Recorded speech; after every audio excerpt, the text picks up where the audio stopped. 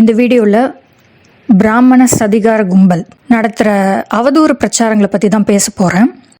கடந்த 3-4 வருஷமாக பிராமண யூத கும்பல் எப்பயுமே பெருமையாக பேசுகிற அவங்களோட ராமன் எவ்வளோ மோசமானவன் அப்படின்றத டீகோட் பண்ணி கண்டுபிடிச்சதில் அவங்களுடைய இந்து மதத்தோடைய அஸ்திவாரம் இப்போ ஆடிக்கிட்டு இருக்கு.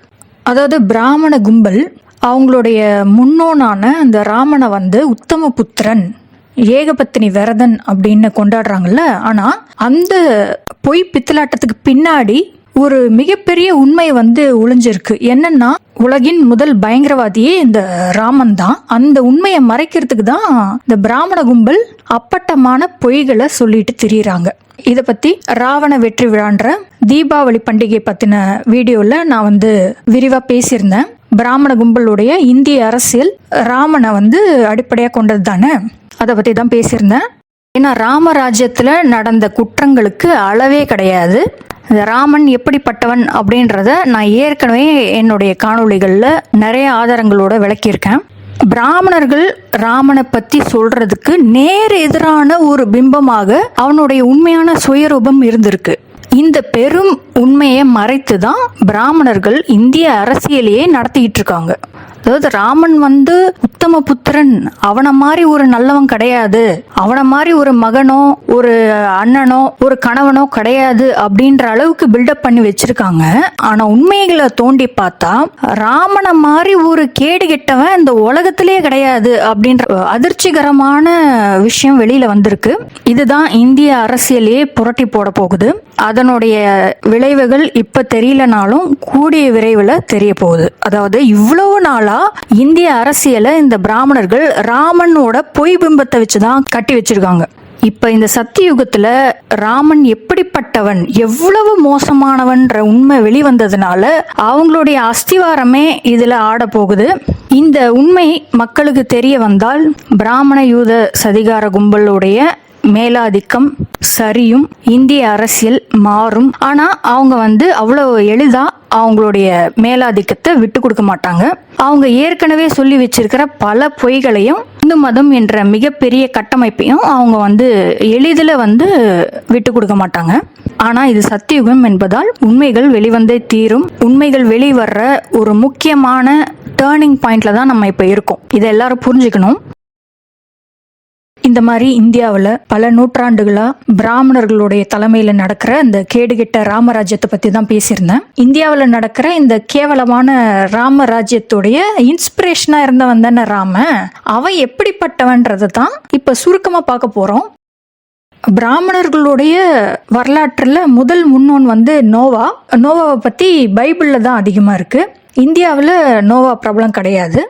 நோவாக்கு அடுத்தபடியா பிராமணர்களுடைய முக்கியமான முன்னோன் இந்த ராமன் தான். அதுவும் ராமன் 7500 வருஷத்துக்கு முன்னாடி இந்தியாவுக்கு வந்ததுனால இந்திய பிராமணர்களுடைய முன்னோனாக ராமனை தான் கருதுறாங்க. அதுதான் உண்மையும் கூட. இந்திய பிராமணர்களுடைய முதல் முன்னோன் ராமன் தான். அவன் எப்படிப்பட்டவன்றது இப்ப நம்ம சுருக்கமா பார்க்க போறோம். ஏன்னா எல்லா இடத்துலயும் அவங்களுடைய முதல் முன்னோனை புகுத்தி இருக்காங்க, வெவ்வேறு வடிவங்கள்ல புகுத்தி இருக்காங்க. சமஸ்கிருத ராமாயணத்தை வச்சு இந்திய மக்களை ஏமாத்தணுன்றதுக்காக ராமனுடைய பிம்பத்தை அவங்க ஒயிட் வாஷ் பண்ணி தான் சொல்லியிருக்காங்க. ராமனுடைய உண்மையான குணம், அவன் எதுக்காக இந்தியா வந்தான், என்னென்னலாம் பண்ணான் அப்படின்றத அவங்க சமஸ்கிருத ராமாயணத்துல மறைமுகமா சொல்லியிருக்காங்க. அதை எல்லாராலையும் புரிஞ்சுக்க முடியாது, ஒரு சிலரால மட்டும்தான் புரிஞ்சுக்க முடியும். ஆனா ராமனுடைய உண்மையான குணத்தை இலக்கியத்துல நேரடியா சொல்லாம வேற இடங்கள்ல அவனை பத்தி சொல்லிட்டு வராங்க. அதுக்கு நிறைய காரணங்கள் இருக்கு. இல்ல ஒரு காரணம், அவங்களுடைய வரலாற்றை வேற ஏதாவது ஒரு விதத்துல தக்க வைக்கணும், அது ஒண்ணு. இன்னொன்னு, இந்த ராமனுடைய உண்மையான சுயரூபத்தை பாக்குற மக்கள் அது ராமன்னு தெரியாம பார்ப்பாங்கல்ல. அப்ப அவங்களுடைய ஆழ் மனதுல பயம் ஏற்படும். அதுக்காக தான் இந்த ராமனை ராமன்னு சொல்லாம வேற வேற வடிவங்கள்ல அவங்க கடத்துறாங்க. அதுல ஒண்ணு சினிமான்னு நம்மளுக்கு நல்லாவே தெரியும். இப்ப அந்த சினிமால ராமனை எப்படி காமிச்சிருக்காங்க அப்படின்றத சுருக்கமா பார்க்கலாம். முதல்ல ராமன் ராகவ் அப்படின்ற படம். இந்த படம் மும்பையில இருந்த ஒரு சீரியல் கில்லர் ராமன் ராகவ்ன்ற பேர்ல மும்பையில இருந்த உண்மையான கொலையாளி, அவனை பேஸ் பண்ணது அப்படின்னு சொல்லி ஒரு படம் எடுத்திருக்காங்க. ஆனா அந்த படத்துல காண்பிக்கப்பட்டது முழுக்கவுமே அவங்களுடைய முதல் முன்னோனான ராமனை பத்தி தான். அந்த ராமன் ராகவன்ற கொலையாளியே வந்து ராமாயண ராமனோட ரிப்பீட் தான். ராமன் ராகவ் படத்தை பார்த்தீங்கன்னா அந்த ராமன் எப்பேற்பட்ட சைக்கோன்றது அப்பட்டமாவே புரிஞ்சிடும். அதுல சரமா கேரக்டரையும் காமிச்சிருப்பாங்க. அடுத்து சூர்யா படங்கள்ல ராமனை பத்தின உண்மைகள் நிறைய இருக்கு. தனுஷ் படங்கள்லயும் இருக்கு. முக்கியமா சூர்யா படங்கள்ல வர வில்லன் காக்கல சேதுன்ற வில்லன், அப்புறம் கஜினி படத்துல வர ராமன் லக்ஷ்மணன் என்ற இரட்டை வில்லன்கள், அப்புறம் அயன் படத்துல ஹீரோவே வந்து ராமனை குறிக்கிற ஒரு கடத்தல்காரன் தான். இப்படி நிறைய வில்லன் கதாபாத்திரங்கள் ராமன் பேர்ல இருக்கிற கடத்தல்காரன்களா இருந்ததுனால ராமனும் ஒரு ஆட்கடத்தல் பேர் வழி போல போதை மருந்து எல்லாம் கடத்திருக்கான் போல அப்படின்ற உண்மை எனக்கு புரிஞ்சுது. காக்க படத்துல அந்த வில்லன் பேர்ல இருக்கிற குற்றங்கள் எல்லாம் அந்த போலீஸ் ஆபீசர் சொல்லுவாரு. அதுல 15 எக்ஸ்டார்ஷன், 9 கொலை, 5 கிட்னாப்பிங், ஒரு டக்காய்டி, ஒரு பேங்க் ராபரி அப்படின்னு சொன்னதுல ராமன் இந்த குற்றங்கள் எல்லாம் பண்ணியிருக்கான் அப்படின்றத நான் புரிஞ்சுக்கிட்டேன். திருடா இந்த படத்துலயும் ராமன் லக்ஷ்மண் சரமாவை ஒரு கொள்ளக்கார கூட்டமா காமிப்பாங்க. தமிழ், இங்கிலீஷ், ஹிந்தின்னு எல்லா மொழிகள்ல வர பேங்க் ராபரி படங்கள், மணி ஹைஸ்ட், பேங்க் ராபரி அப்படின்லாம் வருதுல படங்கள், அந்த படங்கள் எல்லாமே வந்து ராமன் செஞ்ச வங்கி கொள்ளை வரலாற்று சம்பவத்தை தான் அடிப்படையா கொண்டிருக்கு. இது தவிர சீரியல் கில்லர் படங்கள், அதுலயும் வந்தேரி பயங்கரவாதிகளான ராமன் லக்ஷ்மணனுடைய உண்மையான வரலாறு பொதிஞ்சிருக்கு. அப்புறம் வேட்டையாடு விளையாடு படம், இந்த படத்துல தான் இந்த ராமன் லக்ஷ்மணன் உண்மையில வந்து அவனானின்ற அளவுக்கு கமல்ஹாசன் காமிச்சிருந்தாரு. இப்ப எல்ஜிபிடின்னு எல்லாரும் கத்திட்டு இருக்காங்க. ஆனா இந்த ராமன் லக்ஷ்மணன் தான் எல்ஜிபிடின்ற அசிங்கத்தை தொடங்கி வச்சவனுங்க. அதாவது பிராமணர்கள் புழுகுறாங்கல்ல, இந்த ராமனும் லக்ஷ்மணனும் இணை பிரியாத சகோதரர்கள், பாசமிகு அண்ணன் தம்பிகள்ட்டு அவனுங்க வந்து இணை பிரியா சகோதரர்களும் கிடையாது, பாசமிகு அண்ணன் தம்பியும் கிடையாது. அவனுங்க 2 பேரும் ஹோமோசெக்சுவல் பார்ட்னர்ஸ். இதை வந்து வேட்டையாடு விளையாடு படத்துல கமல்ஹாசன் மறைமுகமா சொல்லியிருக்காரு. அது மட்டும் இல்ல, வேட்டையாடு விளையாடு படத்துல இந்த ராமன் வந்து ஒரு பைசெக்சுவல் ரேபிஸ்ட்ன்ற உண்மை ஒளிஞ்சிருக்கு. அதையும் நான் டீகோட் பண்ணி சொல்லியிருந்தேன். So these guys were actually psychopaths in reality. They are international criminals, terrorists who infiltrated into ancient Tamil Nadu, which was ruled by the legendary Tamil emperor Ravanan at that time. வேட்டையாடு விளையாடு படத்தின் மூலமா தான் கோடாரி ராமனுடைய ஆயுதம் அப்படின்றது எனக்கு தெரிஞ்சது. ஏன்னா கமல்ஹாசனோட கதாபாத்திரம் பேரு ராகவன், ராமனோட பேர் தானே ராகவன். அதுல முக்கியமான சீன்ல ராகவன் கையில கோடாரி இருக்கும். இங்க நேயர்களுக்கு நான் ஒரு முக்கியமான விஷயம் சொல்லணும்னு நினைக்கிறேன். என்னன்னா, ராமன் லக்ஷ்மணனுடைய ஆயுதம் கோடாரி. பரசுராமன் இங்க வரத்துக்கு ஆயிரக்கணக்கான ஆண்டுகளுக்கு முன்னாடியே ராமன் லக்ஷ்மணன் இங்க வந்துட்டானுங்க.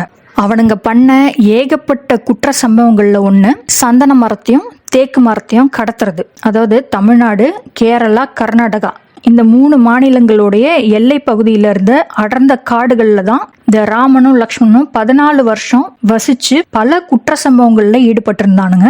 அதுல ஒண்ணு சந்தன மரத்தையும் தேக்கு மரத்தையும் வெளிநாடுகளுக்கு கடத்துறது. தேக்கு மர காடு பெருசுதான், சின்ன தீக்குச்சி வசனம் சிறுசுதான், ஒரு தீக்குச்சி விழுந்து புடிக்குதடி, கருந்தேக்கு மர காடு வெடிக்குதடி. அதனாலதான் யூத பயங்கரவாதியான ராமனுக்கு கோடாரி ஒரு முக்கியமான சின்னமா இருக்கு. இதை எல்லாரும் ஞாபகத்துல வச்சுக்கோங்க. கோடாரின்னு எல்லாரும் பரசுராமனுக்கு போயிடாதீங்க. முதல்ல கோடாரியை பயன்படுத்தினவர் ராமன். அந்த உண்மையை மறைக்கிறதுக்கு தான் கோடாரியை வந்து பரசுராமனோட சின்னோன்னு ஆன்டி கிரைஸ்ட் பாண்டியன் அடிக்கடி சொல்லி நம்மளை வந்து பிரெயின் வாஷ் பண்ண பார்த்தாரு. இப்பத்துல இருந்து கோடாரியை பார்த்தா உங்களுக்கு ராமன் தான் ஞாபகம் வரணும், சரிங்களா? ஏன்னா ராமன் தான் 7500 வருஷத்துக்கு முன்னாடியே தமிழ்நாட்டினுடைய காட்டுப்பகுதியில இருந்து அட்டகாசம் செஞ்சவன். அவன் செஞ்ச ஏகப்பட்ட அட்டகாசங்கள்ல ஒண்ணு விலை உயர்ந்த சந்தன மரங்களையும் தேக்கு மரங்களையும் ரோஸ்வுட் மரங்களையும் வெட்டி கேரளா வழியா கப்பல் மூலமா வெளிநாடுகளுக்கு கடத்தி பணம் பார்த்தது. அப்புறம் ரொம்ப ஒரு சுவாரஸ்யமான கேரக்டர், ராமனை அப்படியே உரிச்சு வச்ச கேரக்டர். என்ன கேரக்டர்னா ஜிகர்தண்டா XX. இந்த படத்துல வர ஷெட்டானின்ற கதாபாத்திரம் அப்படியே ராமனோட வரலாற்றை பிரதிபலிக்கிற மாதிரி எடுத்திருக்காங்க. இந்த ஷெட்டானின்ற கதாபாத்திரம் காட்டுக்குள்ள இருப்பான். அவன் தலை, அவன் முகம், அவன் உடம்பு ஃபுல்லா சேர வாரி பூசியிருப்பான் கேமோஃபிளாஜுக்காக. அப்புறம் கோடாரி வச்சிருப்பான். யானைகளை இறக்கமே இல்லாம கொன்னு யானை தந்தங்களை வந்து வெட்டி எடுக்கிற சீன்லாம் இருக்கு. இவன் கூட ஒரு 3 பேரை காட்டுவாங்க. அதாவது ராமன், லக்ஷ்மண், பரதன், சத்ருகுணன் அப்படி காமிக்கிறதுக்காக 4 பேரா காட்டுவாங்க. அதாவது இது ராமன் தான் அப்படின்றத அந்த சீன்ல என்கோட் பண்ணியிருக்காங்க. ஸோ ஷெட்டானின்ற ஜிகர்தண்டா XXXல வர இந்த கதாபாத்திரம் அப்படியே ராமனை குறிக்குது.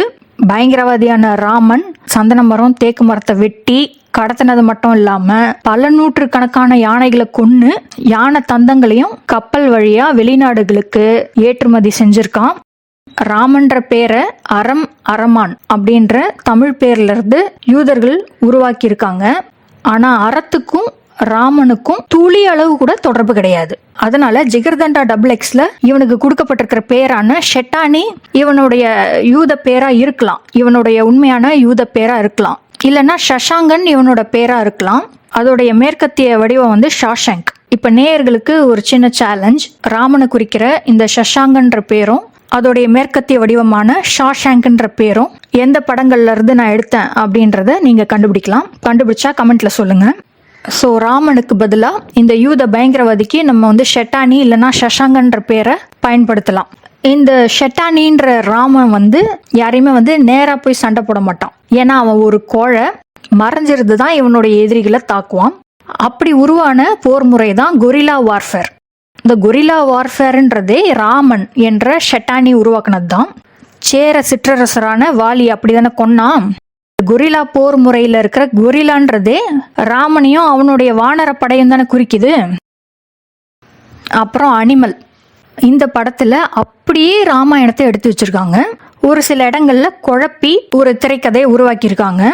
அதுல இந்த ஹீரோ கதாபாத்திரம் வந்து முக்கால்வாசி ராமனை குறிக்கிற கதாபாத்திரம் தான், ஒரு கால்வாசி இந்திரனை குறிக்கிற கதாபாத்திரம். எந்தெந்த சீன்ல இந்திரனை குறிக்கிறாருன்றத நான் அப்புறமா விரிவா டீகோட் பண்ணி சொல்றேன். அதுல ராவணன் இந்திரன் பத்தின உண்மைகள் நிறையவே டீகோட் பண்ண வேண்டியது இருக்கு. ஆனா பெரும்பாலும் இந்த அனிமல் பட கதாநாயகன் வந்து ஒரு ரத்த வெறி பிடிச்ச காம வெறி பிடிச்ச ஒரு மிருகம் தானே. அதனால தானே படம் பேரே அனிமல்னு வச்சிருக்காங்க. அனிமல் படத்துல கோடாரி தான் அந்த கதாநாயகனோட சின்னம். அந்த கதாநாயகனான ரன்பீர் கபூர் தான் ராமாயண படத்துல ராமனா நடிக்கிறாரு. இப்ப புரியுதா அனிமல் படத்துக்கும் ராமாயணத்துக்கும் என்ன தொடர்பு இருக்குன்னு? ராமன் ஒரு மிருகம் அப்படின்றத மறைமுகமா குறிக்கிறதுக்கு தான் இந்த 2 படங்களை அடுத்தடுத்து ஒரே நடிகரை வச்சு எடுக்கிறாங்க பிராமண சதிகார கும்பல். அடுத்த விஷயத்த நீங்க கேட்டீங்கன்னா உண்மையிலேயே அசந்து போயிருவீங்க. ஏன்னா எனக்கே இது ஷாக்காக தான் இருந்துச்சு. சிறைச்சாலைன்னு 90ஸ்ல வந்த படம் ஒன்று இருக்கு. அதுலேயும் கதாநாயகர்கள் 2 பேரும் ராமன் லக்ஷ்மணன் தான். ஜெயிலில் இருப்பாங்க, ஜெயிலேருந்து தப்பிப்பாங்க. ஜெயிலேருந்து தப்பிச்சு ஒரு தீவுக்கு போவாங்க. அவங்களோட தப்பிச்சு வர இன்னொரு கைதி வந்து கூட இருக்கிறவனை கொன்னுட்டு அவனோட ரத்தத்தை குடிக்கிற சீன் இருக்கு. அதுக்கப்புறமா அவன் காட்டுக்குள்ள போய் ஒளிஞ்சுக்கிட்டு கடைசியில பார்த்தா அவன் கழுத்துல அம்பு பட்டு செத்து போயிருப்பான். இந்த காட்சிகளை பார்த்த உடனே நான் உண்மையிலே மிரண்டு போயிட்டேன். நான் படத்தோடைய 2 கதாநாயகர்களும் ராமன் லக்ஷ்மணனை குறிச்சாலுமே அவங்க மூலமா உண்மையை காட்டாம கூட இருக்கிற ஒரு கைதி கதாபாத்திரம் மூலமா ராமனை பத்தின உண்மைய என்கோடிங் பண்ணி வச்சிருக்காங்க. அதாவது ராமன் ஒரு ரத்த காட்டேரியா காட்டுக்குள்ள திரிஞ்சிருக்கான். ரத்த காட்டேரி என்ற சொல்லாடலே ராமனை குறிக்க தான் உருவாகி இருக்கு. அதுல காட்டேரி என்ற சொல் வந்து அப்படியே ராமனை குறிக்குது. காட்டில் குடியேறியவன் தானே காட்டேரி. அவன் கொன்ன பல பேரோடைய ரத்தத்தை குடிச்சிருக்கான். அதுல இருந்து தான் ரத்த காட்டேரின்ற சொல்லாடலே உருவாகி இருக்கு. கந்தாரா பார்ட் 2 படம் வந்ததுல இப்ப சமீபத்துல, கந்தாரா ஏ லெஜெண்ட், அந்த படத்துலயும் ராமன் ஒரு ரத்த காட்டேரின்ற உண்மையை வந்து ஒரு கட்டுக்கதை மூலமா சொல்லியிருப்பாங்க.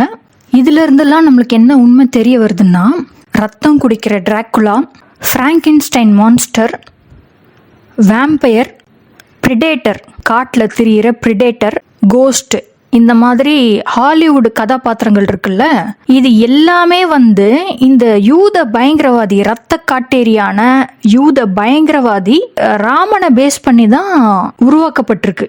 இந்த எல்லா கதாபாத்திரங்களும், அதாவது டிராக்குலா, பிராங்கென்ஸ்டைன் மான்ஸ்டர், வேம்பயர் ரத்தம் குடிக்கிற வேம்பயர், பிரிடேட்டர், கோஸ்ட், இந்த மாதிரி டெரர் கதாபாத்திரங்கள் எல்லாமே வந்து இந்த டெரரிஸ்ட் ராமனை பேஸ் பண்ணினது தான்.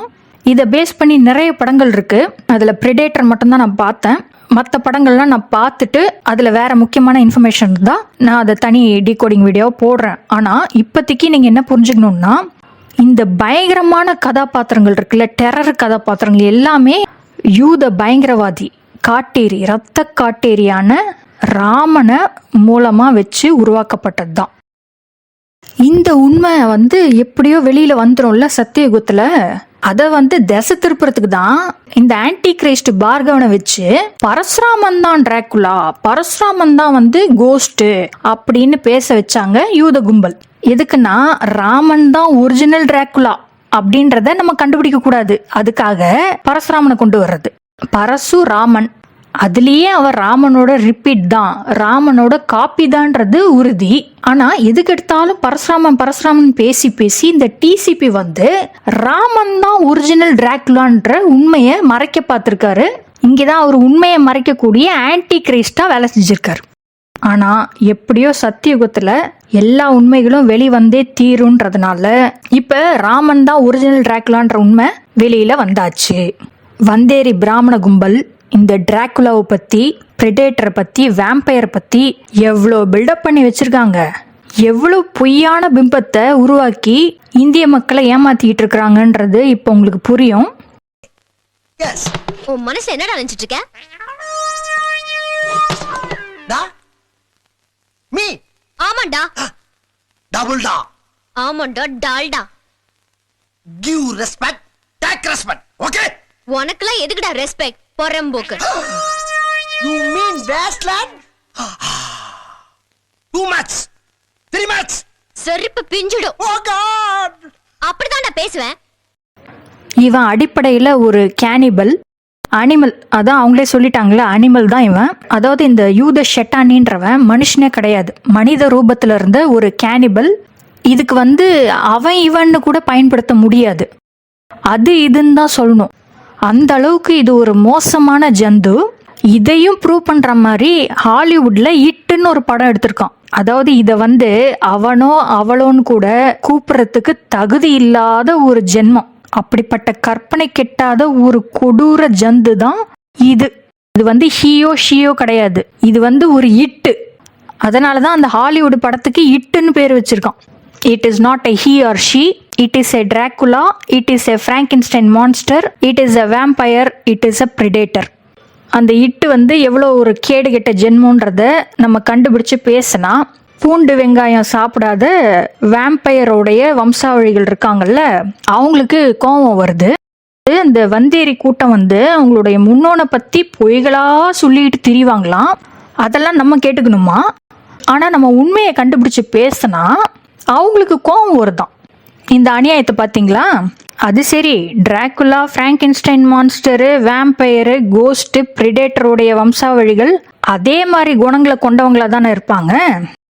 அதான் இலங்கையில் பார்த்தோமே, இந்தியாவிலையும் தொடர்ந்து பார்த்துட்டு தானே இருக்கோம். அதாவது யாரும் வரலாறு தேடக்கூடாது, வரலாறு தெரிஞ்சாலும் உண்மையை பேசக்கூடாது. அப்படி பேசினா இவங்க அவங்களுடைய மீடியா பவரை காட்டுவாங்க. இப்ப அரசியல், செய்தி ஊடகம், சினிமா எல்லாமே அவங்க கையில தானே இருக்கு. அந்த திமிர்ல எதிராளியை தாக்குவாங்க. ஆனா அவங்களுடைய முன்னோனான அந்த இட்டு மாதிரி இவங்களும் மறைமுகமா தான் தாக்குவாங்க. நேரா சண்டை போட மாட்டாங்க. ஏன்னா நேரா சண்டை போட்டா உண்மையெல்லாம் வெளியில வந்துடும். அது இவங்களுடைய அரசியலுக்கும் இவங்களுடைய ஆட்சி அதிகாரத்துக்கும் பங்கம் விளை வைக்கிற மாதிரி ஆயிடும். அதனால மறைமுகமா தான் இவங்க தாக்குவாங்க. அவங்களுடைய ஷெட்டானி மாதிரி இவங்களும் மறைஞ்சிருந்து தான் தாக்குவாங்க. இவங்க மறைஞ்சிருந்து பண்ண கேரக்டர் அசாசினேஷன் கேம்பெயின்ஸ், அதை பத்தி தான் இப்ப பார்க்க போறோம். இவங்களுடைய ஸ்மியர் கேம்பெயின், அவதூறு பிரச்சாரங்கள்ல முதலாவது சுச்சி லீக்ஸ் கேம்பெயின். என்ன சுச்சி லீக்ஸ் கேம்பெயினை பத்தி சொல்றீங்க? அது 2017 ஆரம்பிச்சிருச்சு. நீங்க ராமனை பத்தி பேசுறதுக்கு முன்னாடியே சுச்சி லீக்ஸ் ஆரம்பிச்சிருச்சு அப்படின்னு சில கூமுட்டைகள் இப்ப கிளம்பி வரும். யுகங்களை பத்தி, யுக மாற்றத்தை பத்தி 5000 வருஷம் முன்னாடியே நம்ம கடவுளான கிருஷ்ணர் தீர்க்க தரிசனம் சொல்லிட்டாரு. புத்தகங்கள்ல எழுதி வச்சிருக்காரு, டிஜிட்டலா அதை ரெக்கார்டும் பண்ணி வச்சிருந்தாரு. கிருஷ்ணருடைய தீர்க்க தரிசனங்கள் புத்தகங்கள் வடிவில் நம்ம சித்தர்கள் கிட்டையும் முன்னோர்கள் கிட்டையும் இருந்துச்சு. களப்பிரர் காலத்துல அதெல்லாம் அழிச்சிட்டாங்க. நம்ம கிட்ட இருந்த பிரதிகளை அழிச்சிட்டு கிருஷ்ணருடைய தீர்க்க தரிசனங்களை யூதர்கள் திருடிட்டாங்க. அதனால 5000 வருஷம் கலியுகம் முடிஞ்சு சத்தியுகம் ஆரம்பிக்கும் போது என்னென்ன சம்பவங்கள் நடக்கும், யார் யாரெல்லாம் பிக்சர்ல வருவாங்க அப்படின்றது யூத கும்பலுக்கு நல்லாவே தெரியும். சத்தியுகத்தோட ஆரம்பத்துல யூதர்களுடைய அதிகாரம் வீழ்ச்சி அடையும், அவங்களுடைய எதிரிகள் மறுபடியும் கிளம்புவாங்கன்றத கிருஷ்ணருடைய தீர்க்க தரிசனத்துல இருந்து தான் யூதர்கள் தெரிஞ்சுக்கிட்டாங்க. யூதர்கள் ஒன்றும் வருங்காலத்தை கணிக்கல, அவங்களுக்கு அந்த மாதிரி திறமை எதுவும் கிடையாது. கிருஷ்ணர் தான் டைம் டிராவல் பண்ணி 5000 வருஷம் கலியுகம் எப்படி இருக்கும், அந்த 5000 வருஷம் கலியுகம் முடிஞ்ச பிறகு சத்தியுகம் பிறக்கும் போது என்னென்ன மாற்றங்கள்லாம் நடக்கும், யார் யாரெல்லாம் அதில் இன்வால்வ் ஆவாங்கன்றத கண்டுபிடிச்சு அவருடைய தீர்க்க தரிசன புத்தகமா அவருடைய ப்ராஃபஸியா எழுதியிருந்தாரு. அப்பயே சுத்தத்துல பார்த்தேன். ஓ சரி, என் கையில தான் போகணும்னு எழுதிருந்துச்சு. அப்புறம் அவனை படுகாலி அழிச்சிட்டான். வேண்டிக்க, கடவுள் நம்பிக்கை இருந்தா வேண்டிக்க. உன் முடிவு என்னாலதான். ஏற்கனவே தெளிவா எழுதி வச்சுட்டாங்க. உன் முடிவு என்னாலதான்.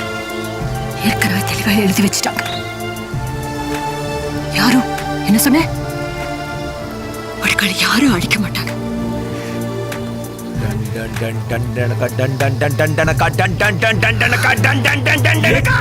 இந்த நாஸ்டடாமஸ்ன்றதே கிருஷ்ணர் தான், வேற யாரும் கிடையாது. யுகங்களை கணிச்ச கிருஷ்ணர் தான் நாஸ்டடாமஸ். ஆனா கிருஷ்ணருடைய ப்ராஃபசிஸை நாஸ்டடாமஸ்ன்னு காப்பி பண்ணும் போது அதுல யூதர்கள் அவங்களுக்கு தேவையானதெல்லாம் சேர்த்துக்கிட்டாங்க. அதனால நாஸ்டடாமஸோட எல்லா ப்ராஃபசிஸும் நம்ம நம்பணும்னு அவசியம் இல்லை. ஆனா கிருஷ்ணருடைய தீர்க்க தரிசனங்கள் தான் இதுக்கான அடிப்படைன்றதை நீங்க புரிஞ்சுக்கணும். அதனால சத்தியுகத்துல அவங்களுடைய எதிரிகள் யார் யாருன்னு யூதர்களுக்கு நல்லாவே தெரியும். அது கிருஷ்ணருடைய தீர்க்க தரிசனங்களை திருடி தெரிஞ்சுக்கிட்டாங்க. அது 2000 வருஷம் முன்னாடியே கலப்புர ஆட்சியில தெரிஞ்சுக்கிட்டாங்க. அதை அப்படியே வழி வழியா கடத்தி வழக்கம் போல அவங்களுடைய பரம்பரை வியாதியான சதி திட்டங்கள் தீட்டுறத செஞ்சிட்டு இருக்காங்க. அதனால்தான் சுசித்ரான்ற ஆர்ஜே பாடகியை உருவாக்கி அவளை சினிமா துறைக்கு எதிராக இறக்கி விட்டு சுச்சிலிக்ஸ் கேம்பெயின் அப்படின்னு நடத்திக்கிட்டு இருக்காங்க. இது எனக்கு எதிரான ஒரு ஸ்மியர் கேம்பெயின், இன்டைரக்டா கேரக்டர் அசாசினேட் பண்ற கேம்பெயின். அதாவது இந்த ஆர்ஜே சுசித்ரா ஒரு பிராமண பாடகி தான். அவளை சினிமா துறைக்கு எதிராக பேச வச்சு என்னமோ அவ தான் சினிமா துறையை எதிர்க்கிற மாதிரியும், அதனால எல்லாரும் இந்த சுசித்ராவை ட்ரால் பண்ற மாதிரியும் ஒரு ஸ்மியர் கேம்பெயினை பண்ணிட்டு இருக்காங்க. இதுல ஒரு எடுத்துக்காட்டு என்னன்னா, ராமனும் லக்ஷ்மணனும் ஹோமோசெக்சுவல் பார்ட்னர்ஸ். இது கமல்ஹாசன் எடுத்த வேட்டையாடு விளையாடு படம் மூலமா நம்மளுக்கு உறுதியாயிடுச்சு. இதை டீகோட் பண்ணது நானு. ஆனா தனுஷ ராமனா நடிக்க வைக்கிறாங்கல்ல, அந்த தனுஷ கேன்னு சொல்லி ஆர்ஜே சுசித்ரா தனுஷுக்கு எதிராக சர்ச்சையை கிளப்பிட்டாங்க அப்படின்னு ஒரு கான்ட்ரவர்சியை உருவாக்குறாங்க இந்த பிராமண கும்பல். இந்த ஆர்ஜே சுசித்ரா கமல்ஹாசனை பத்தி சொல்லிட்டாங்க, விஜயை பத்தி சொல்லிட்டாங்க, த்ரிஷாவை பத்தி சொல்லிட்டாங்க அப்படின்ட்டு இவங்களை திடீர் இன்டர்வியூ எடுத்து சினிமா துறையை அட்டாக் பண்ண வைக்கிறாங்க. ஸோ எங்கள் ஃபுல் ஃபேமிலியில நான் ஒரு குட்டி கிருஷ்ணன் மாதிரி தான் நான் வளர்க்கப்பட்டேன். இந்த ஆர்ஜே சுசித்ரா பேசுறது முக்கால்வாசி இந்த சினிமா துறையினுடைய அந்தரங்க வாழ்க்கையை பத்தியோ இல்ல போதை மருந்து கடத்தல் பத்தியோ. அதுவும் உண்மைதான். ஆனா அதுல மக்களுடைய கவனம் முழுக்கவும் இந்த ஆர்ஜே சுசித்ரா மேல போயிடும். அதுதான் பிராமணர்களுடைய டார்கெட். அதாவது சினிமாக்காரங்களை எதிர்க்கிறது இந்த ஆர்ஜே சுசித்ரா தான் அப்படின்ற ஒரு பொய்யான பிம்பத்தை உருவாக்கணும். அப்படி ஒரு பொய்யான பிம்பத்தை உருவாக்குனாதான் யூடியூப்ல சுசித்ரா பேசியிருக்காங்க, சினிமாக்காரங்களை எதிர்க்கிறாங்க அப்படின்னு சொன்னா எல்லாருக்கும் என்ன ஞாபகம் வரும்? இந்த ஆர்ஜே சுசித்ரா தான் ஞாபகம் வரும். யூடியூப்லயும் சுசித்ரான்னு தேடினா இந்த ஆர்ஜே சுசித்ராவுடைய இன்டர்வியூஸும் இவளை ட்ரோல் பண்ற வீடியோவும் தான் வரும். இதுக்கு தான் இந்த ப்ராக்சி சுசித்ரா வச்சு ஒரு ஸ்மியர் கேம்பெயினை 2017 உருவாக்கிட்டாங்க. அப்பப்ப இவளை பேசவும் வைக்கிறாங்க இந்த பிராமண கும்பல். இந்த ஆர்ஜே சுச்சிய சினிமாக்காரங்களுக்கு எதிராக பேச வச்சு அதுக்கு பதில் சொல்ற மாதிரி சினிமாக்காரங்களை சுசித்ராக்கு எதிராக பேச வைக்கிறாங்க. அதுல இந்த பிராமண நடிகையான கஸ்தூரி ஆர்ஜே சுசித்ராவை திட்டுற மாதிரி கேம்பெயினை கொண்டு போறாங்க. ஆனா அந்த தம்ப்நெயில்ல பாருங்க, சுசித்ரா பேசவே கூடாது. பைல்வான் ரங்கநாதனையும் ஆர்ஜே சுச்சிக்கு எதிராக பேச வச்சு அந்த தம்ப்நெயில்ல போடுறாங்க பாருங்க. அப்புறம் இந்த மதுவந்தி, இந்த மாதிரி மொத்த பிராமண கோஷ்டியும் சினிமா கோஷ்டியும் திரண்டு ஆர்ஜே சுசித்ராவை எதிர்க்கிற மாதிரி வீடியோ போடுறாங்க, அதுக்கு தம்ப்நெயில் போடுறாங்க. ஆனா அந்த தம்ப்நெயிலுக்கு பின்னாடி இருக்கிற நோக்கம் என்னன்னா, சுசித்ரான்ற பேரை கெடுக்கணும். சுசித்ரா அப்படின்னு சொன்னாலே மக்கள் மனசுல அது ஒரு நெகட்டிவ் கேரக்டர் அப்படின்னு பதிய வைக்கணும். அதுக்காக தான் அவங்களோட ஏஜென்ட்டான ஆர்ஜே சுசித்ராவை வச்சு இந்த பிராமண கும்பல் எனக்கு எதிரான ஒரு கேரக்டர் அசாசினேஷன் கேம்பெயினை அப்பப்ப விட்டு நடத்திட்டு இருக்காங்க. அதுக்கப்புறம் இந்த பிராமண கும்பல் ரீசெண்டா ஒரு ஆப்ரேஷன் பண்ணாங்க, ஆப்ரேஷன் டேமேஜ் கண்ட்ரோல். அது ஏன்னா அவங்களுடைய முதல் முன்னோன் இட்டு டிராகுலா பிராங்கென்ஸ்டைன் மான்ஸ்டர் அதனுடைய உண்மையான சுயரூப வெளியில வருது இல்ல, அந்த உண்மை வெளியே வர்றத பொறுத்துக்க முடியாம இவங்க ஆப்ரேஷன் டேமேஜ் கண்ட்ரோல்ல இறங்கினாங்க. இந்த சர்ச்சையை அவங்க கிளப்பினதுக்கு நிறைய காரணங்கள் இருக்கு. அதுல ஒண்ணு, ஆரியத்துக்கும் திராவிடத்துக்கும் மட்டும்தான் போட்டி.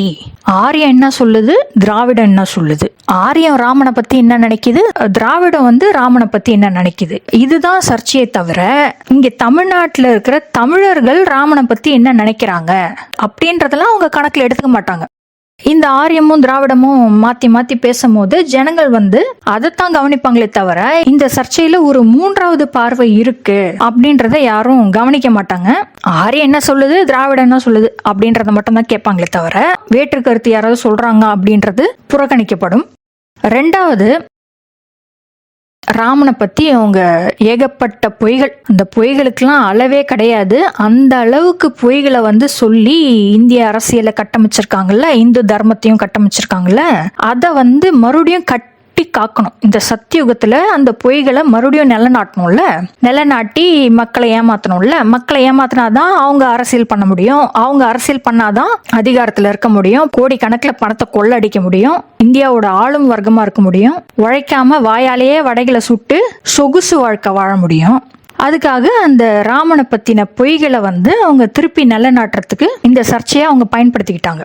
மூணாவது, ராமனை பத்தி யாரும் பேசக்கூடாது, பேசினா அவங்கள மிரட்டணும். இப்படி மிரட்டி மிரட்டி தான் நம்ம முன்னோர்கள் எல்லாம் அடக்கி ஆண்டுட்டு இருந்தாங்க இந்த பிராமண சதிகார கும்பல். பேருக்கு தான் ஜனநாயக நாடு, ஆனா ஆடுறது என்னமோ பிராமண அதர்மம் தான். இந்த ஆப்ரேஷன் டேமேஜ் கண்ட்ரோல்ல திராவிட தரப்புல அவங்க யாரை இறக்கி விட்டாங்கன்னா வைரமுத்துவை தான் இறக்கி விட்டாங்க. முன்னாடிலாம் கருணாநிதியை திராவிட தரப்புல பேச வச்சிருந்தாங்க. இப்ப வைரமுத்து பேசுறாரு. ராமனை பத்தி ஏதோ அவதூறு பேசிட்டாராம். கம்பன் கழகத்துல உரையாற்றும் போது அவர் ராமனை பத்தி ஏதோ பேசிட்டாராம். அதுக்கு எதிர்வினையாற்றன்ற பேர்ல தான் இந்த பிராமண கும்பல் அவங்களுடைய உள் மனசுல இருக்கிற கொந்தளிப்பெல்லாம் வெளிப்படுத்தினாங்க. அதுல சில கதறல்களை இப்ப கேட்போம். ராமர் புத்தி சுவாதீனம் இல்லாதவர், குற்றவாளி அப்படின்னு கவிப்பேரரசு திரு வைரமுத்து அவர்கள் தனது புதிய பொன்மொழிகளை விடுத்திருக்கிறார். ஒருவனுக்கு ஒருத்தி, ஒரு வில் ஒரு இல் ஒரு சொல் என்பதை வலியுறுத்துவது ராமாயணம் இல்லையா? ராமன் மரியாதா புருஷோத்தமன் இல்லைங்களா, குணக்குன்று. அவர் தான் நமக்கு இந்த நாட்டினுடைய தேசிய அடையாளம். இப்போ நீ வைரமுத்து சொன்ன மாதிரி நீ மென்டலி சேலஞ்ச்ட் அப்படின்னு சொல்லி இருந்தா ராமர் எப்படி ரியாக்ட் பண்ணிருக்கணும்? ஒண்ணுமே இல்லை, பொறுமையா கேட்டுட்டு அவன் சொன்ன ஒவ்வொரு அக்யூசேஷனுக்கும் பதில் சொல்லின்னு வர்றார் ராமர். அந்த அக்யூசேஷனுக்கு எல்லாம் பதில் சொல்லிட்டு அப்புறம் வாலி சொல்றான், ஆவி போ மேலைவாய் அறிவு தந்து அருளினாய். இந்த ஆவி சரீரத்தை விட்டு பிரியிற சமயத்துல இந்த உயர்ந்த ஞானத்தை கொடுத்துட்டியே ராமா, நீதான் முதல்வன் நீ. அப்ப அவர் சொல்றார், மூவர் நீ, முதல்வன் நீ, முற்றும் நீ, எல்லாமே நீதான் தெய்வ கடவுள்னு சொல்லிட்டு வானத்து அப்புறத்து உலகத்துக்கு ஆனான். அதாவது அவனுக்கு மோட்சம் அடைஞ்சார்னு இதுதான் சந்தர்ப்பம். So the context is Vali is throwing accusations. Ramar அதை பொறுமையா கேட்டுட்டு பதில் சொல்லி வாலிக்கு மோட்சம் கிடைச்சிடும். ராமா கூட well gone back to Ayodhya. ஆனா அவருக்கு எல்லாமே சீதை. அதனால இருமாதரை என் சிந்தையாலும் தொடையேன், இந்த இப்பிறவிக்கு இருமாதரை என் சிந்தையாலும் தொடையேன்னு சொன்னவர் அன்று எம்மை கரம் பற்றிய வைகல்வாய், இந்த இப்பிறவிக்கு இருமாதரை என் சிந்தையாலும் தொடையேன் அப்படின்னு ஏகபத்தினி விரதனா ஒரு ட்ரெண்ட் செட்டரா இருந்தார் ராமர். அதுதான் பிரச்சனையா இருக்கு. ஒரு சேதுவே கட்டினார். வாலி ராமரை சொல்வது போல இவர் வரிசைப்படுத்துகிறார். பாவி, பாழும் கிணறு, களங்கம் சுமக்கிறவன், குற்றவாளி, மனநிலை பிறந்தவன், புத்தி சுவாதீனம் இல்லாதவன் என்று ராமனை அவ்வளவு அவதூறு சொல்கிறார் வைரமுத்து அவர்கள். இதெல்லாம் வாலி சொன்னதாக சொல்லி இப்படி சொல்றார். பிறகு வாலியை சொல்கிறார். அந்த வாதத்தை மேற்கோள் காட்டுறார்ல, இந்த மாதிரி திகைத்தனை போலும் அப்படின்னு சொல்றார்ல, அந்த வாதம் வைக்கும்போது வாலியை சொல்கிறான், குளம் இது, கல்வி ஈது, கொற்றம் ஈது, உற்று நின்ற நலம் ஈது, புவனம் மூன்றின் நாயகம் உன்னதன்றோ, வளம் மீது இவ்வுலகம் தாங்கும் வன்மை இது என்றால் திண்மை அலமரச் செய்யலாமோ? உனக்கு தானப்பா படிப்பு என்னன்னு தெரியும், உனக்கு என்ன தானப்பா அறிவு என்னன்னு தெரியும், உனக்கு தானப்பா நல்லது கெட்டது எல்லாமே தெரியும், நீ இப்படி பண்ணலாமாப்பான்னு உன்னுடைய குலம் எப்படிப்பட்டது, உன்னுடைய கல்வி எப்படிப்பட்டது, உன்னுடைய அறிவு எப்படிப்பட்டதுன்னு புத்தி சுவாதீனம் இல்லாம போயிருச்சோ அப்படின்னு வாலி சொன்னான்னு திசை திருப்பி ஒரு கெட்ட திகைத்தனைங்கிற வார்த்தைக்கு ஒரு உள்ளக்கம் கற்பிச்சு கெட்ட வார்த்தை கற்பிச்சு திரு வைரமுத்து சொல்றாரு. அந்த வாலி சொல்கிறான், அந்த கம்பனுடைய வரிகளில் சொல்கிறான், இவ்வளவு கல்வி, இவ்வளவு அறிவு, இவ்வளவு பெரிய குலம் அதெல்லாம் உனக்கு சொந்தமானது இல்லையா, நீ இப்படி செய்யலாமா? அது கவிஞருடைய வரிகளுக்கு தென்படவில்லை போல. எல்லோரும் வணங்கும் ராமனை என்னெல்லாமோ பேசிக் கொண்டிருக்கிறார். அவருக்கு ஒருவனுக்கு ஒருத்தி என்று வாழ்ந்தவர் ராமன். அவருக்கு அவரை பிடிக்காமல் இருப்பதில் நியாயம் இருக்கிறது. வைரமுத்துக்கு அத மாதிரி நியாயஸ்தர்கள் எல்லாம் பிடிக்காது. சகோதரி சின்மயி அவரை பற்றி மிக தெளிவாகவே சொல்லி இருக்கிறார். ஆனா ஒரு இறைவனை நீங்க உங்களுக்கு ஏத்த மாதிரி வார்த்தைகள், நீங்க தமிழ்நாடோட டிக்ஷனரி இல்ல, தமிழுக்கு டிக்ஷனரி வைரமுத்து இல்ல. அது ஒரு எல்லோரும் வணங்கும் ராமனை நீங்க எப்படி அதை சொல்லலாம்? என்ன தைரியம் உங்களுக்கு இருக்கிறது?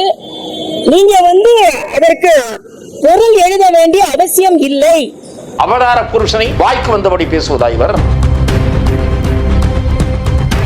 ஆனால் வைரமுத்து மன்னிப்பு கேட்க வேண்டும். இல்லாவிட்டால் வைரமுத்துக்கு எதிர்வினை ஆற்றுவதற்கு பல பேர் காத்திருக்கிறார்கள். ஸ்ரீராமனே அறவழியின் அரண் வழி செயல்பட்டவர். ராம காதையே என்ன சொல்லுகிறது? உங்களுக்கு அரண் வெல்லும், தர்மம் வெல்லும், பாவம் தோற்கும் என்பதுதான். வாலி என்கிற கேரக்டர் ஒஸ்தியான கேரக்டரா? பிறன்மனையை அபகரித்துக் கொண்டு போனவர். அவரை வாலிக்கு வைரமுத்து கொண்டாடுவதில் வியப்பு இல்லை. ராவணன் பிறன்மனையை அபகரித்தவன். இந்த மாதிரி எல்லாம் நான் கேள்விப்பட்டதே இல்லைங்க. ராமருக்கு புத்தி சுவாதீனம் இல்லைமே. How dare you? Who gave you the right to say these things? Vaali என்கிற கேரக்டர் ஒஸ்தியான கேரக்டரா? பிறன்மனையை அபகரித்துக் கொண்டு போனவர். ராவணன் பிறன்மனையை அபகரித்தவன். உண்மையிலேயே பிறன்மனையை அபகரிச்ச ராமன் தான் பைசெக்சுவல் ரேபிஸ்ட். பல பெண்களை கடத்தி காட்டுக்குள்ள பல நாள் சிறை வச்சு அவங்கள வன்கொடுமை செஞ்சவன். வேட்டையாடு விளையாடு படம் மட்டும் இல்ல, இன்னும் பல படங்கள்ல இதுக்கான ஆதாரங்கள் இருக்கு. அதையும் அப்புறம் பார்ப்போம். ஆனா இங்க முக்கியமான விஷயம் என்னன்னா, ராமன் தான் பிறன்மனை அபகரிச்சவன். அவன்னு கூட சொல்ல முடியாது. அது ஏகபத்னி விரதனும் கிடையாது, உத்தம புத்திரனும் கிடையாது. It is a Dracula, it is a Frankenstein monster அப்படின்னு ஏற்கனவே பார்த்தோம். It is a serial killer and serial rapist. இதுதான் இட்டினுடைய சிறப்பு அம்சங்கள். இந்த சிறப்பு அம்சங்கள் எல்லாம் சொல்லி இந்திய அரசியல் நடத்த முடியாதுல்ல. ஆனா தமிழ் மாமன்னரான ராவணனுக்கு எத்தனையோ சிறந்த குணங்கள் உண்டு. அதுல ஒண்ணு, அவருடைய மனைவியான மண்டோதரிக்கு உண்மையா இருந்தாரு. அவரு தான் ஏகபத்தினி விரத. ராவணன் தான் 100% பக்கா ஜென்டில்மேன். ஆனா அந்த சிறப்பு அம்சத்தை எடுத்து இந்த இட்டு இருக்குல்ல, அனிமல் மான்ஸ்டர் வேம்பயர், அந்த வேம்பயருக்கு பொருத்தி சொல்லிட்டு வர்றாங்க இந்த பிராமண கும்பல். இந்த வேம்பயருடைய மிருக குணங்கள், அந்த குணங்களை எடுத்து தமிழ் மாமன்னர் ராவணன் மேல போட்டுறாங்க. இதுக்கு பேர் தான் நார்சிசிஸ்டிக் ப்ரொஜெக்ஷன். இது நார்சிசிஸ்டுகள், சாடிஸ்டுகள் பயன்படுத்துற ஒரு சைக்கலாஜிக்கல் டெக்னிக்ன்றத நான் ஏற்கனவே விளக்கியிருக்கேன். என்னன்னா, இவங்க கிட்ட சொல்லிக்கிற மாதிரி வரலாறோ இல்ல நல்ல குணங்களோ எதுவுமே கிடையாது. எதிராளி கிட்ட இருக்கும். அந்த நல்ல குணங்களை எடுத்து இவங்களுக்கு சொல்லிப்பாங்க. இவங்க பண்ண குற்றங்கள், இவங்க பண்ண அசிங்கங்கள் எல்லாத்தையும் எதிராளி மேல ப்ரொஜெக்ட் பண்ணி சொல்லிக்கிறது. இவங்க ஒரு குற்றத்தை பண்ணிட்டு எதிராளி மேல பழிய போடுறது. இந்த டெக்னிக்கை தான் இந்த பிராமண யுத கும்பல் ரொம்ப காலமா பயன்படுத்திட்டு இருக்காங்க. இந்த நார்சிசிஸ்டிக் ப்ரொஜெக்ஷனை பயன்படுத்தி தான் அவங்களுடைய எதிராளிகளை களங்கப்படுத்துறாங்க. களங்கப்படுத்தி அசிங்கப்படுத்தி மக்கள் மத்தியில அவங்கள பத்தின ஒரு பொய்யான பிம்பத்தை உருவாக்கி அவமானப்படுத்திக்கிட்டே இருக்காங்க. ராவணன் பிறன்மனையை அபகரித்தவன். ராவணன் பிறன்மனையை அபகரித்தவன். இந்த பிராமண கும்பல் எந்த தமிழ் கடவுளையும் விட்டு வைக்கல. சிவன் தொடங்கி கிருஷ்ணர் வரைக்கும் எல்லா சித்தர்களையுமே இவங்க கேரக்டர் அசாசினேட் பண்ணி வச்சிருக்காங்க. இவங்களோட இந்து மத தர்மத்துல எல்லா அதர்மத்தையும் பண்ணி வச்சிருக்காங்க. அதுல நம்ம கடவுளர்கள் கேரக்டர் அசாசினேட் பண்ணது முதல் குற்றம். இது சத்திய யுகம் மீன யுகம்னு தெரிஞ்சு கூட தொடர்ந்து ராவணன் மேல இவங்க எந்த தைரியத்துல கேரக்டர் அசாசினேஷன் கேம்பெயின் நடத்திட்டு இருக்காங்கன்னு தெரியல. விமானத்தை முதல் முறையாக உருவாக்கிய தமிழ் விஞ்ஞானி, தமிழ் மேதையான மாமன்னர் ராவணன் தான் ஒருவனுக்கு ஒருத்தி என்ற தமிழ் பண்பாடுபடி அவர் மனைவிக்கு உண்மையாக நடந்து கொண்டவர். ராவணன் தான் ஏகபத்தினி விரதன், 100% பியூர் ஜென்டில்மேன். இட்டோட வம்சாவழியான, டிராகுலாவுடைய வம்சாவழியான, பிறன்மனை கடத்தி வன்கொடுமை செஞ்ச ராமனுடைய வம்சாவழியான இந்த பிராமண கும்பல் நம்ம தமிழ் மாமன்னரான ராவணனுடைய கால் தூசுக்கு பேர மாட்டாங்க. இவங்களுக்கெல்லாம் ராவணனை பத்தி தப்பா பேசுறதுக்கு என்ன தகுதி இருக்குன்னு நான் கேக்குறேன். தொடர்ந்து வடநாட்டுல இந்த மீன யுகத்திலையும் கடவுள் ராவணனுடைய உருவபொம்மையை எரிச்சுக்கிட்டு இருக்காங்க. அதை நிறுத்தணும்னு நான் ஏற்கனவே வீடியோல பேசியிருக்கேன். வடநாட்டுல இந்த பழக்கத்தை நிறுத்தலைன்னா வடநாடு அழியறதுக்கான சாத்தியக்கூறுகள் அதிகம். ஏற்கனவே வடநாட்டுல நிலைமை மோசமா இருக்கு. இவங்க தொடர்ந்து தமிழரான ராவணனுடைய உருவ பொம்மைய வருஷா வருஷம் தசரால எரிச்சுக்கிட்டு இருந்தாங்கன்னா வடநாட்டுல நிலைமை ரொம்ப மோசமா போகுன்றத சொல்லிக்கிறேன். ஏற்கனவே இந்தியாவை உலகமே காரி துப்பிட்டு இருக்குது. இந்தியர்கள் எல்லாம் வெளிநாட்டுல இருந்து திருப்பி அனுப்பிச்சிட்டு இருக்காங்க. இந்தியர்களை வெளிநாட்டுல சேர்க்க கூடாது அப்படின்னு நிறைய நாடுகள்ல போராட்டம் நடக்குது. அந்த அளவுக்கு இந்தியாவோட பேரை கெடுத்து வச்சிருக்குது இந்த பிராமண கும்பலும் அவங்க உருவாக்கின அந்த வடநாட்டு தற்குறிகளும். இந்த கும்பல் இந்தியா பழம்பெரும் நாகரிகமா இருந்தது, ஆயிரக்கணக்கான வருஷத்துக்கு முன்னாடியே பழம்பெரும் நாகரிகமா இருந்ததுன்னு சொல்றதுக்கு வக்கற்ற கூட்டம். இந்தியா நாகரிகமா இருந்த காலத்துக்கும் வந்தேரி கும்பலுக்கும் துளியும் சம்பந்தம் கிடையாது. இவங்க கைபர் போலான் கணவாய் வழியா வந்த பிறகுதான் இந்தியாவே நாசமா போச்சு. இந்தியா உயர்ந்த நாகரிகமா இருந்த காலகட்டம் ராவணன் ஆண்ட காலகட்டமும் கிருஷ்ணர் ஆண்ட காலகட்டமும் தான். இவங்க முன்னோர்கள் ஆண்ட காலகட்டத்துல எல்லாம் இந்தியா நாசமா தான் போயிருக்க ஒழிய நம்ம தமிழ் சித்தர்கள் ஆண்ட போதுதான் இந்தியா வளமான நாடா மிக உயர்ந்த நாகரிகமா திகழ்ந்திருக்கு. அதனால அதை உரிமை கொண்டாடுறதுக்கு இந்த வந்தேரி கொள்ளக்கார கூட்டத்துக்கு, இந்த வந்தேரி பயங்கரவாத கூட்டத்துக்கு தகுதி கிடையாது. ஆனா நான் இப்படி பேசுறதுலாம் அவங்களுக்கு பிடிக்கல. அதனாலதான் அந்த ஆபரேஷன் டேமேஜ் கண்ட்ரோல் பண்ணிருக்காங்க. ஆனா ராமனை ஒயிட் வாஷ் பண்ணிட்டு என்ன மறைமுகமா மிரட்டணும். அதுக்காக தான் வைரமுத்துவை பேச விட்டு இவங்க அதுக்கு எதிர்வினை ஆட்டுற மாதிரி ஹவு டேர் யூ அப்படின்லாம் மிரட்டி பாக்குறாங்க. How dare you? Who gave you the right to say these things? நான் திருப்பி கேட்கிறேன், how dare you insult legendary Tamil emperor Ravanan? என்ன தைரியம் இருந்தா நீங்க எங்க ராவணன் மேல இன்னும் அவதூறு பரப்பிட்டு இருப்பீங்க? எப்ப பார்த்தாலும் ராவணனை பத்தி தப்பா பேசுறது, இந்திரனை பத்தி தப்பா பேசுறது, கிருஷ்ணரை பத்தி தப்பா பேசுறது, இதே பொழப்பு இப்படியே போயிட்டு இருந்ததுன்னா பொழப்பு சிரிப்பா சிரிச்சிரும். அதாவது இவங்களுடைய மொத்த இந்திய சாம்ராஜ்யமும் பொய்களால கட்டப்பட்ட ஒரு சாம்ராஜ்யம்.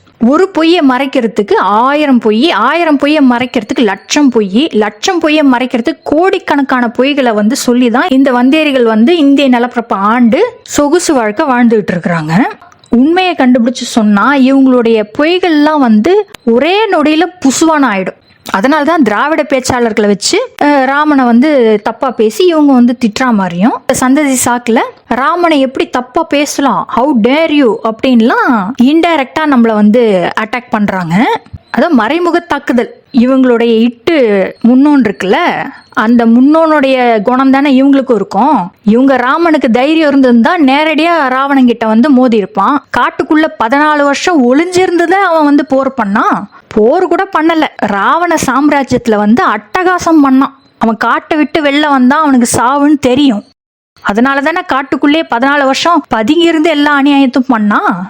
வானரப்படையை கூட்டிட்டு வெளியில போர் பண்ண உடனே அவன் கதை முடிஞ்சுது. நல்லா மறைஞ்சிருந்து தாக்குற வரைக்கும் தான் உங்க பொழப்பெல்லாம் ஓடும்.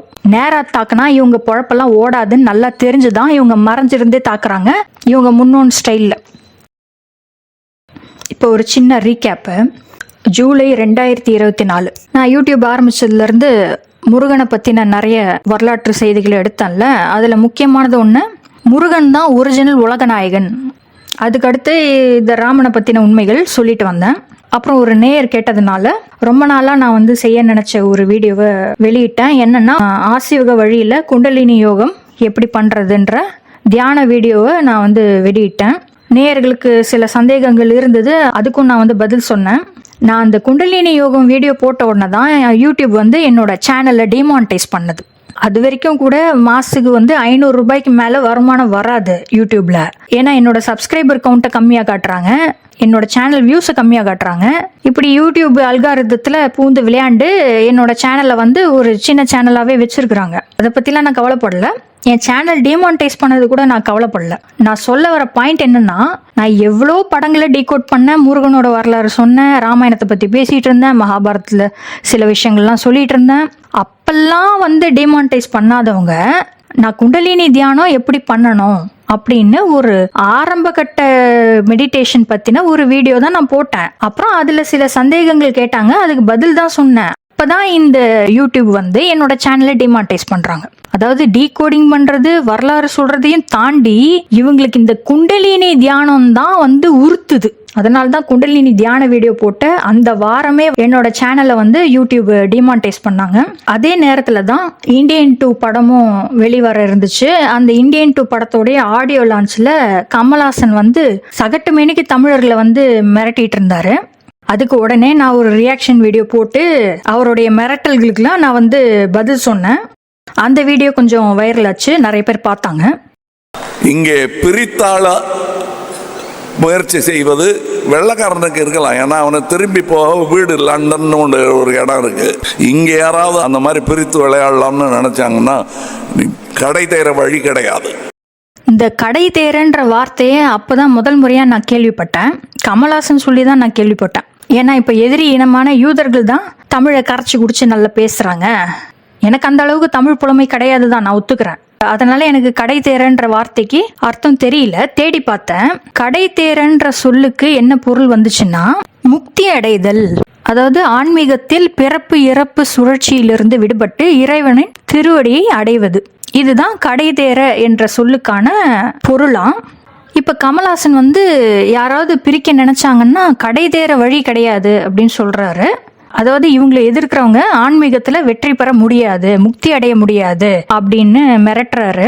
ஏன்னா இவருடைய முன்னோர்கள் வந்து நம்ம சித்தர்களை கழுவேற்றி கொடூரமா கொன்னு தானே கலப்பராட்சியே கொண்டு வந்தாங்க.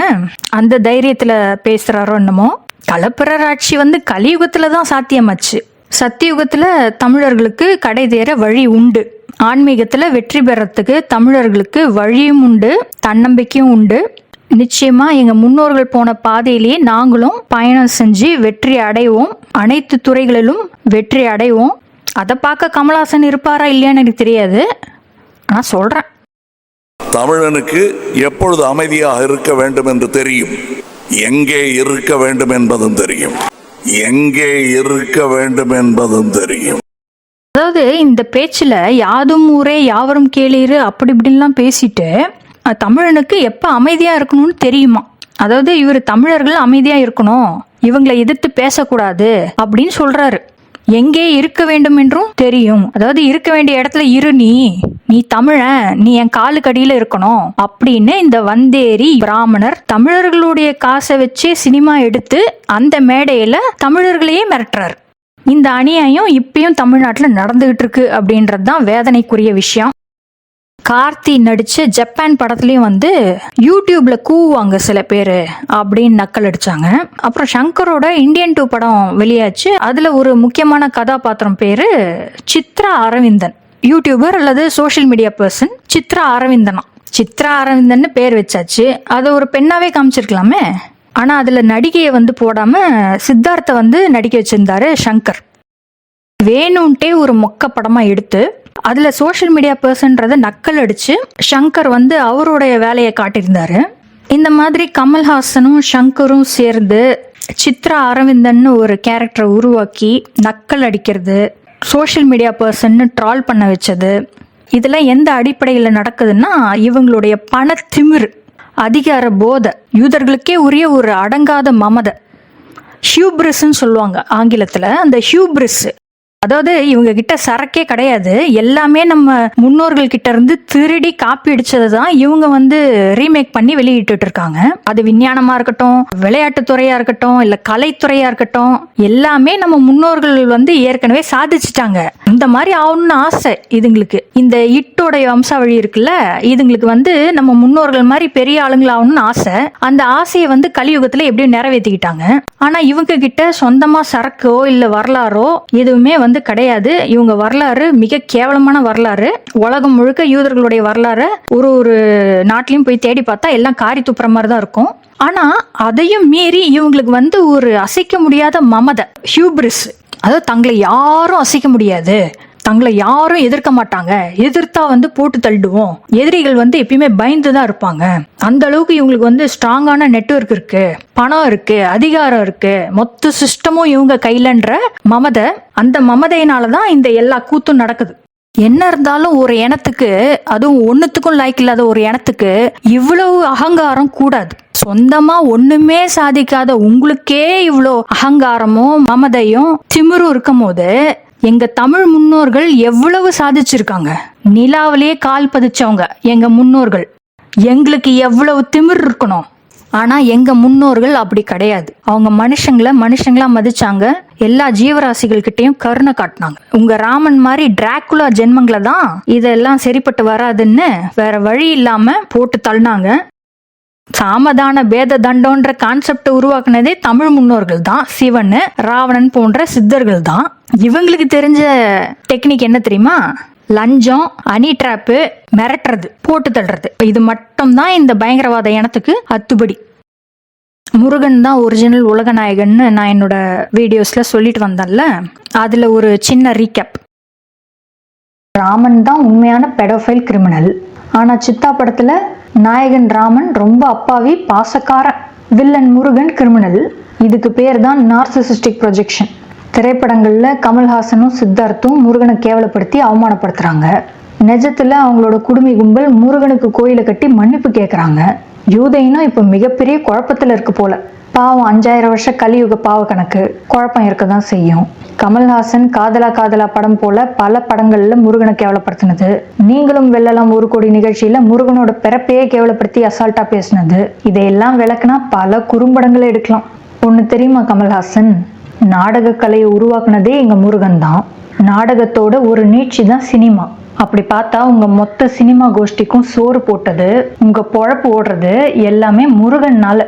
உங்க சினிமா பொழப்பே கடவுள் முருகன் உங்களுக்கு எல்லாம் போட்ட பிச்சை. அந்த சோறு போட்ட கடவுளுக்கு நீங்க நன்றி கிட்டத்தனமா நடந்துகிட்டா பிடிக்குமா சொல்லுங்க? கமல்ஹாசன், நீங்களா 10,000 வருஷத்துக்கு முன்னாடியே ஹாட் ஏர் பலூனை கண்டுபிடிச்சு உலகம் முழுக்க முதல் முறையா சுத்தி வந்தீங்க?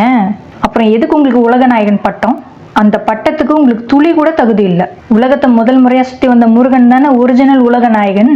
நான் சொன்னது 100% சரிதானே சகுனிஹாசன்? February 2024 அந்த டைம்ல தான் இந்த வீடியோல நான் இப்படி பேசியிருந்தேன். உலகநாயகன் பட்டத்துக்கு தகுதியானவர்கள் நம்ம சித்தர்கள் தான், குறிப்பா முருகன். என்னமோ தெரியல, ஒரு அதிசயம் நடந்துச்சு. என்னன்னா, நவம்பர் 2024 கமல்ஹாசன் ஒரு அறிக்கையை வெளியிடுறாரு. அதாவது இவருக்கு உலகநாயகன்ற பட்டம் வேண்டாமா, சினிமா எல்லாருக்கும் பொதுவானதான், அதனால இவர் 20 வருஷமா பயன்படுத்திட்டு வந்த உலகநாயகன் பட்டம் எனக்கு வேண்டாம், எல்லாரும் என்ன கமல்ஹாசன் கூப்பிடுங்க, கமல்னு கூப்பிடுங்க, அது போதும் அப்படின்னு ஒரு அறிக்கை வெளியிட்டு இருந்தாரு. யார் மேல இருக்கிற பயத்துல அந்த அறிக்கையை வெளியிட்டாருன்னு தெரியல. அட என்ன தலைவர, கொஞ்சம் பயந்தவன் தானே. ஏற்கனவே நம்ம ஊர்ல கருப்பனோட 2 ஜோடி பண்ணி காணா போச்சு. அது வெள்ளச்சாமி தான் சொன்னோட, வெள்ளச்சாமி அவனை விரட்டி விட்டலையா? அதெல்லாம் அவன் கண்ணு முன்னால வந்து போமா இல்லையா? இது எனக்கு கிடைச்ச ஒரு சின்ன வெற்றியா நான் கருதுறேன். முதல் வெற்றி, ஒரு சின்ன வெற்றியா நான் கருதுறேன். ஆனா அந்த யூத புத்தி எப்படி வேலை செய்து பாருங்களேன். உலகநாயகன்ற பட்டத்தை திறந்துடுறாரு கமல்ஹாசன். ஆனா அடுத்த மாசமே விண்வெளி நாயகா அப்படின்ற ஒரு பாட்டை வெளியிட்டு தனக்குத்தானே பெருமை தேடிக்கிறார். கமல்ஹாசன் எப்படி விண்வெளி நாயகன் ஆக முடியும்? இவர்னா விண்வெளிக்கு போனாரா? இவர்னா அஸ்ட்ரோநாட்டா இல்ல ராக்கெட் சயின்டிஸ்டா? எதுக்கு இவருக்கு விண்வெளி நாயகன் பட்டம்? எல்லாரும் விண்வெளி நாயகன்னா கமல்ஹாசன் தானே நினைச்சாங்க. இவரு தக் லைஃப்ல விண்வெளி நாயகன் பாட்டு வச்ச உடனே எல்லா ஆடியன்ஸும் என்ன நினைச்சாங்க? கமல்ஹாசன் தான் விண்வெளி நாயகன் நினைச்சாங்க. ஆனா இவரா விண்வெளி நாயகன்? அந்த பட்டத்துக்கு இவருக்கு தகுதி இருக்குதா? இந்த கமல்ஹாசன் உலக நாயகனும் கிடையாது, விண்வெளி நாயகனும் கிடையாது, இப்ப உள்ளூர் கிழவன் ஆயிட்டாரு. அதனால இந்த பருப்புலாம் இனிமேலுக்கு வேகாது, வெறும் கமலா இருந்துகிட்டு போட்டோம்.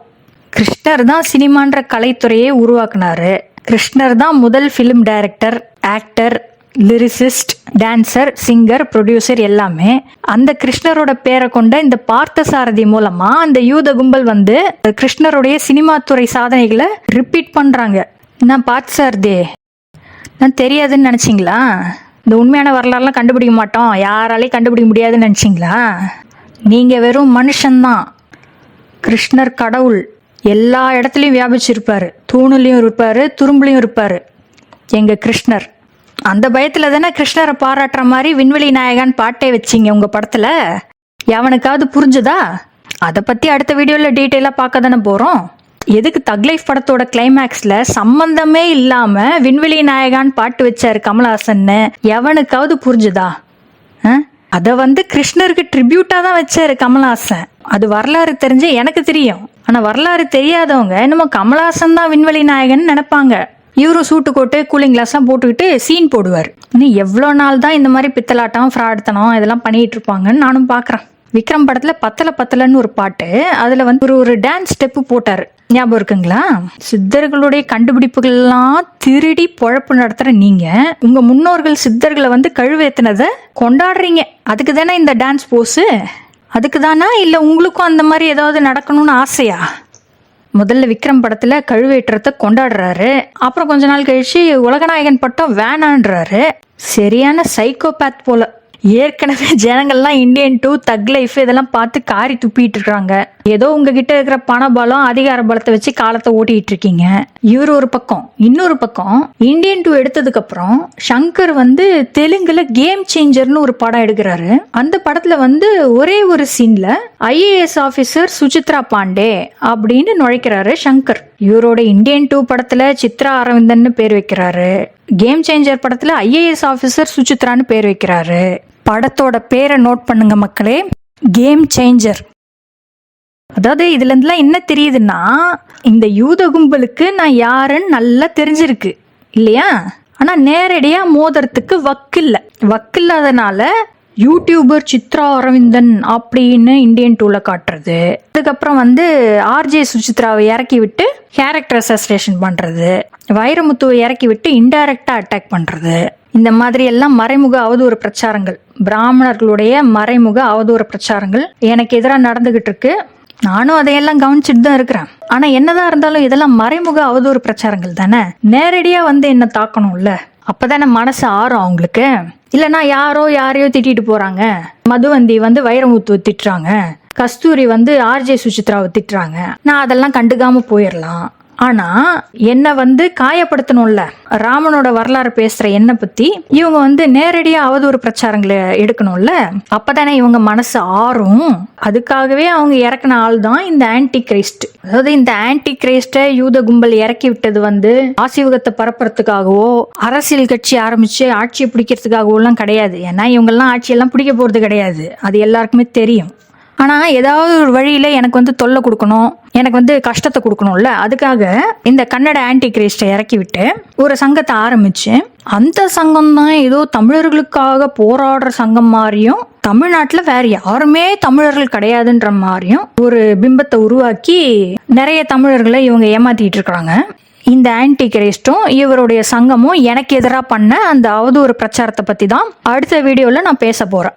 இது தவிர இந்த திராவிட கும்பலுக்கும் நெருக்கடி வரப்போகுதுல்ல. சத்தியயுகம் வந்தா எல்லாருக்கும் தானே ஆப்பு. அதுல தமிழ்நாட்டுல ஆட்சியில இருக்கிறது இந்த திராவிட கும்பல், தெலுங்கு கும்பல். அந்த அனுமார் கோஷ்டிக்கும் தமிழர்களுடைய உண்மையான வரலாறுலாம் வெளில வர்றது நெருடலா தானே இருக்கும். ஏன்னா இவ்வளவு நாள் நாத்திகம் பேசியும் சினிமா முகத்தையும் குடிபோதையும் பரப்பி தமிழ் சமூகத்தை எவ்வளவு கெடுக்க முடியுமோ கெடுத்து வச்சிருக்கிறாங்க. இவங்களுக்கும் தமிழர்கள் மீண்டெழுறது சுத்தமா பிடிக்காது. ஏன்னா அவங்களுடைய ஆட்சி அதிகாரத்துக்கு நெருக்கடி வரும். அதுக்காக அவங்க இறக்கி விட்ட ஒரு சில்லற பீஸ் தான் இந்த கதிர். 10ஆம் கிளாஸ் கூட தாண்டாத இந்த அரலூசையெல்லாம் இறக்கி விட்டு இந்த திராவிட கும்பல் எனக்கு எதிராக பிரச்சாரத்தை ஆரம்பிச்சிருக்காங்க. இவன் சொல்ற கதையெல்லாம் கேட்டு நம்புறவங்க ஒரு நாள் இல்ல ஒரு நாள் பைத்தியக்கார ஆஸ்பத்திரியில தான் போய் சேர போறாங்க. அந்த அளவுக்கு இருக்கு இவனுடைய உளறல்கள்.